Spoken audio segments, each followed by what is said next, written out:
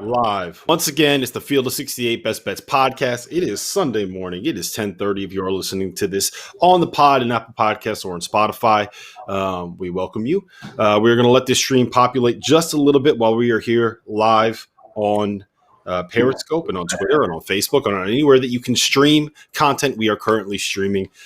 We do have to talk a little bit about today's slate. There are some interesting games, Jeff, but first, I think we would be remiss if we did not mention Keyontae Johnson.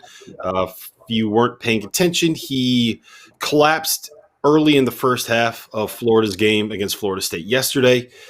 He was taken to a local Tallahassee hospital. The last update I saw was last night, and he was in critical but stable condition, which by my understanding means that he's not out of the woods, but they don't expect him to get worse, if that makes sense. So that's good news. But there were also reports, which you confirmed yesterday, that he had tested positive for COVID at some point over the summer. So back in June is what I was told. When they got back to Gainesville, he was one of the first players that tested positive. Now, again, we have no idea if there's any correlation here. But ultimately, we're just waiting for more information. And really, we're waiting to make sure that he's okay. I talked to somebody close to the program last night, and they said he's getting better. They feel confident that he's going to be okay. Career-wise, we don't know yet, and we don't know what this means for him and potentially for Florida. But the biggest thing is Keyontae Johnson's okay. This is a kid has a terrific career ahead of him, likely an NBA player, and the biggest thing for him is his family's coming down. Or they were being flown down to Tallahassee. Eventually, they want to bring him back to Gainesville, have his family around, and hopefully he gets better and has a great career. Because everything I've been told, Rob, anybody you talk to about Keyontae Johnson, great player, even better kid. Yeah. I mean, it's sad. I don't know if people realize this, but Keyontae Johnson is like an all-American caliber player. He absolutely is a guy that would play in the NBA if he can get healthy and if he can get right. And you know, it's kind of irrelevant, but this is what we are all worried about, right? Like if this gets linked, if this ends up being a heart issue and it ends up getting linked to the fact that he had the coronavirus earlier this year, like that is the kind of thing that can make college basketball end.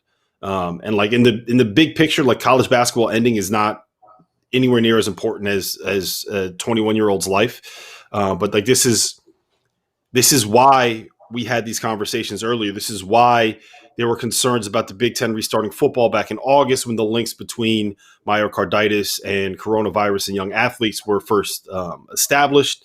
The thing that really shocked me was that this game continued, knowing the situation that they were in and knowing that a former Florida State player named Michael Oho passed away in, I believe it was in Serbia with his team over there in August. He had tested positive for the coronavirus, and he also had a heart issue that ended his life tragically. So it's a sad issue all around. It's something that we are going to have to. They left it up to the players, really, Rob. Is ultimately what happened here was Leonard Hamilton deferred to Florida. And then Mike White asked the players, and the players were obviously distraught, but decided they wanted to play. And I'm told they're still obviously in a state of shock after watching it. And, I saw a replay of what happened, and it was just don't watch the replay. If you haven't seen the video, do not seek it out. Do not find it. You don't want to watch it. You don't want to watch it. Terrible. All right, let's move on to better things. Better things, Rob. All right. We will not be talking about Kentucky on this podcast today. This is a non-Kentucky podcast. They stink right now. They made improvements. If they ever end up getting really good defensively, they'll have a chance to be something. But that's all we're going to say about them right now. So talk to me a little bit about Illinois, the bragging rights game, and is Missouri legit? Yeah, I think they are. I think that, hey, listen, they just beat a really good Illinois team, and Missouri's got good pieces. We talked about it a little bit yesterday morning. And I took the Tigers in that game because I feel like Conzo Martin has finally got out from under the Porter family. And honestly, I never thought I'd be saying this because I really like the Porter family. And Michael, I think, is a stud player. We're starting to see that right now. But it just didn't work because of health reasons. Jonte being hurt, Michael being hurt, you hire the father. It set him back. It really did. But if you were Cuonzo Martin, you probably had to do that when you took the job. Now he's got a bunch of guys that are more his type of players. They're a tough team. I mean, they are. They play hard. They're tough. They can get out and run. And they've just got a lot of good pieces. I'm not sure they have a star, but I think Pinson's a really good point guard. Both Smiths on the wing, although Mark didn't play great last night. They've got some guys who can make shots and make plays from the wing. And then Tillman wasn't great either. Fouled out with a few minutes left, but he's talented. So I think Missouri's for real. I got them ranked in the top 15 right now. And I'm not sure they stay there, but I think they're a tournament team. Yeah, I agree. I think that their guard play, they're old. I think when you look at Cuonzo Martin's teams, when you can kind of play a little bit of that small ball style, is what really he was successful with when he was at Tennessee. They're going to be tough. They're going to guard. I was a little underwhelmed by Ayo Dosunmu's supporting cast yesterday. But I mean, it kind of is what it is when it comes to rivalry games, right? So hopefully, I was underwhelmed by the officiating, Rob. Yeah, it was not great. It was not great. Not good. Not good. All right. Anything else on yesterday's games that you want to touch on real quick? Cade Cunningham hit a game winner. Was awesome. Cade Cunningham. Yeah. Cade didn't play great through the game, but you know what? Goes into Wichita and hits a three to win it. And the big knock on Cade is, can he shoot it? I think he can shoot it all right. I think he can shoot it. He's a pretty damn good player. Yeah, he definitely made it in that spot. All right. Let's talk about tonight's games. Before we do, I just want to let you guys know that we are currently sponsored by DraftKings Sportsbook. The 2021 college basketball season is here. The teams around the league took the offseason to retool and revamp and are ready to hit the court. They already have. DraftKings Sportsbook, America's top-rated sportsbook app, has rolled out another one of their can't-miss offers. Trying DraftKings Sportsbook is easy. So what are you waiting for? Get in on all of the action now. To celebrate the return of basketball, DraftKings Sportsbook is giving new players 100-1 odds on any featured matchup this week. That's right. All you have to do is bet $1 on any featured matchup this week, and if your team wins, you cash a crisp $100. Jeff, those are pretty good odds. Those are pretty good odds. Yeah. So while we are all excited for the return of basketball, let's not forget football playoffs are right around the corner. So head to the app now to check out all of DraftKings' daily odds boosts. DraftKings is safe, secure, and reliable. I've been using it for like 3 years now. And it makes it easy for you to deposit and withdraw your money at your convenience. I can confirm that as well, because what I do, Jeff, is when I have a really good winning day, I pull some of that money out. So I don't get reckless and start making dumb bets. The worst thing you can do as a bettor is make dumb bets. So download the top-rated DraftKings Sportsbook app now and use the promo code FIELD68. That's FIELD68 when you sign up to get 100-1 odds on any featured matchup this week. You got to do it, man. 100-1 odds. You're never going to get better than that. That's the code FIELD68 for new players to get a shot at $100 on any featured matchup this week for a limited time at DraftKings Sportsbook. You must be 21 or older in New Jersey, Indiana, or Pennsylvania only. Restrictions apply. See DraftKings.com/sportsbook for details. Gambling problem? Call 1-800-GAMBLER or in Indiana, 1-800-9-WITH-IT. Jeffrey, what do we got today? You want to know what I like, or the best? Or you want to go through the biggest games? Let's just start with Richmond, West Virginia, because that's going to be the biggest game of the day. It is. Two ranked teams. I normally I really do like Richmond. I do, but I just think West Virginia's size might overwhelm Richmond in this one. Nathan Cato has been great for Richmond. Tyler Burton's been terrific.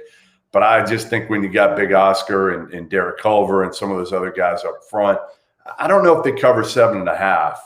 But I don't like I loved Richmond in the money line against Kentucky. I don't love that at all. I think West Virginia wins this.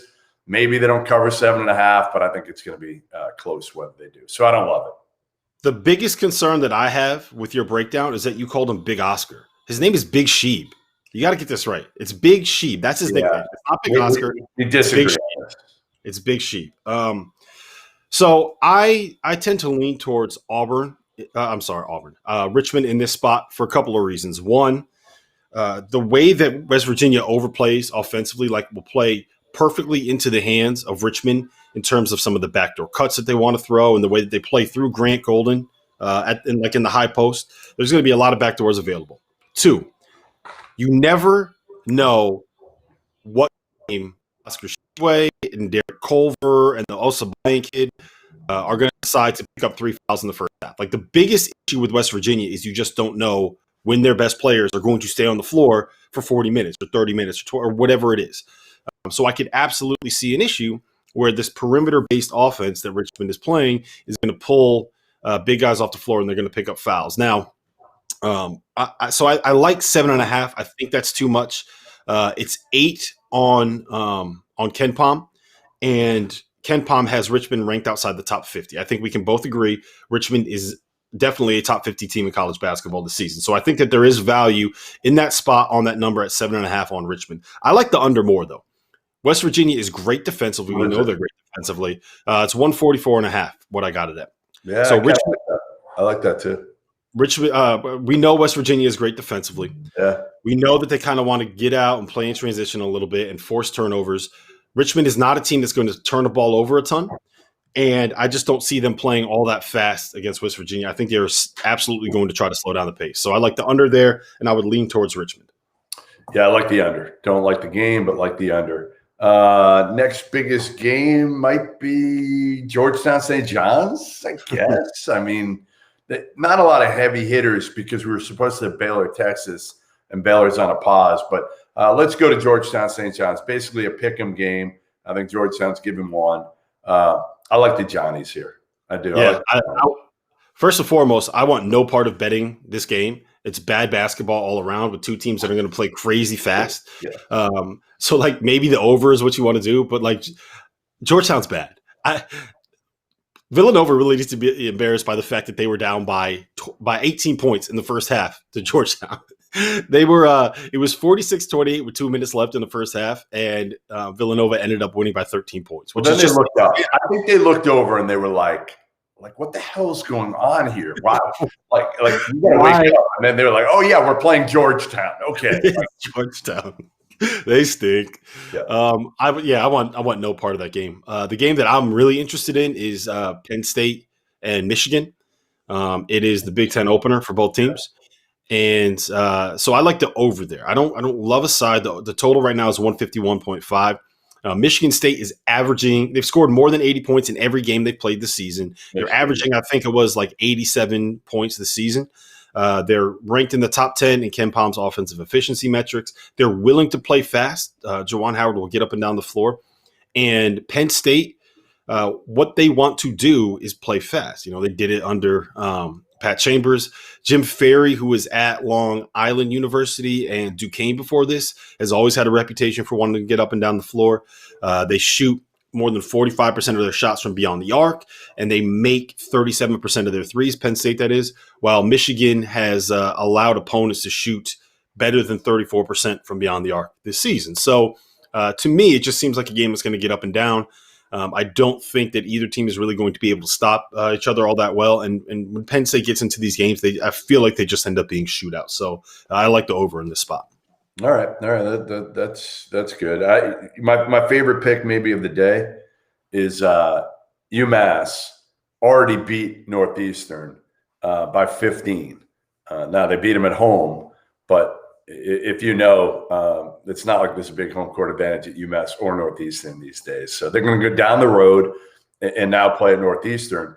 And last I checked, Northeastern does not have an answer for Trey Mitchell. And I checked, they're not going to get an answer today. I'm gonna spin this around on you because I have that game circled too, and I like a little taste of the money line there for Northeastern, and here's why.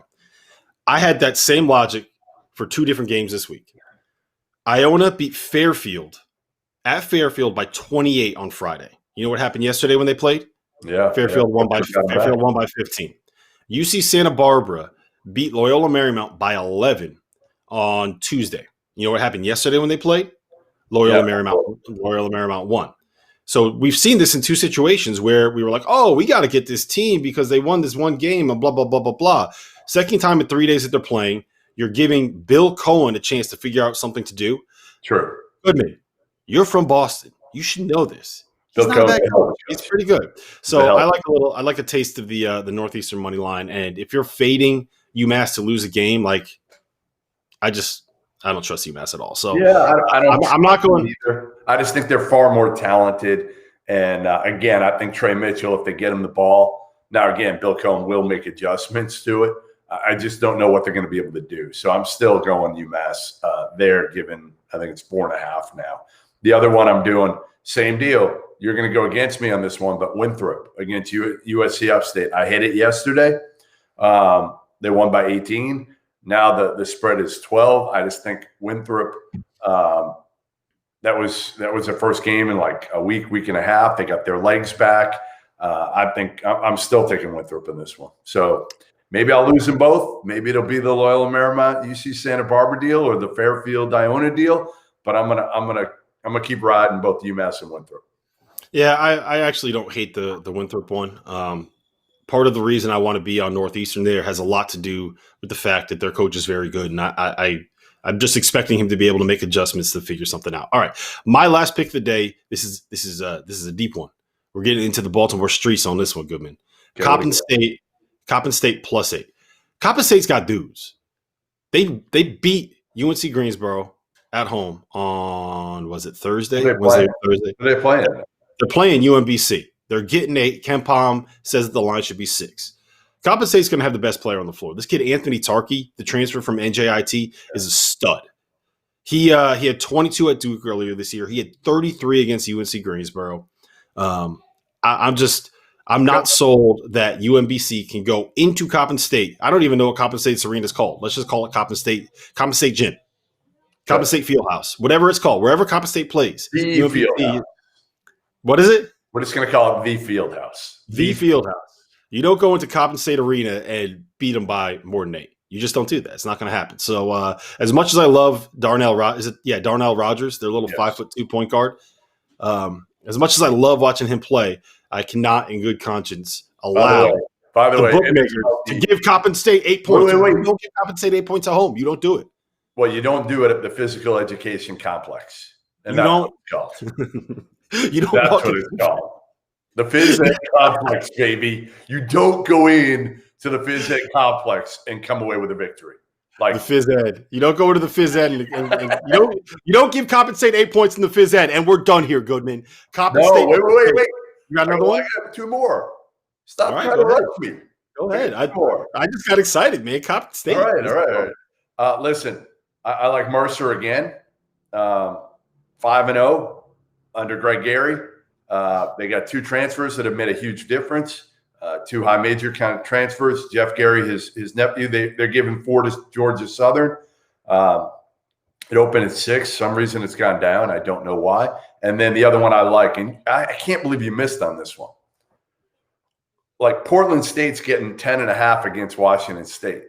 Can I tell you that so far, Washington State has beaten Texas Southern by 4, Eastern Washington by 3, Oregon State by 4, and Idaho by 3. What does that tell you, Robert? They're not very good. Well, they don't blow teams out. The way Kyle Smith plays, they're not going to blow teams out. They're going to play close games. So I'm going to take Barrett Peary and Portland State in this one, getting 10.5. Okay. Wasn't Portland State shut down for a while where they couldn't practice? They were because of the governor. Oregon? Yeah, but I feel like Barrett was able to do some things and keep them in shape. Hopefully, if you're betting like Washington State runs, they don't run. True, they walk. I think Portland State can. They were walking in their dorms or apartments. So they're going to be fine against Washington State. Yeah. All right. So I have Northeastern. You know what? For my official picks. My picks for this this whole thing, I'm taking Northeastern +4.5. I'm going to take the points for my pick. I will have a little bit of a sprinkle on the money line. I like Michigan, Penn State over 151.5. I have Richmond, West Virginia under 144.5, and I have Coppin State +8. What do you got, Jeff? I got. I'm going against you with UMass. We get a chance to. I'm going to get you back on this one after that Arizona State debacle. I'm going to go a little Winthrop. I'm going to go Portland State, Mercer, the Johnnies. You hear that, Johnnies fans? I'm with you. I'm with you today. And then I got one more. What else? I have one more. Ohio. Ohio is actually getting 3 for Marshall. Anytime Jason Preston's getting points, man, I'm going to ride that all day, every day. I saw that. I saw that the line opened up at 5, moved to 2.5, and now it's back down to 3. 2 of my favorite players, mid-major players, Tavion Kinsey and Jason Preston. Love them both. Yep. All right, guys, there you go. You have our picks. Happy betting today. Hope all your football teams win. And go to DraftKings Sportsbook. Download the app. Field 68, 100 to 1 odds. Let's go.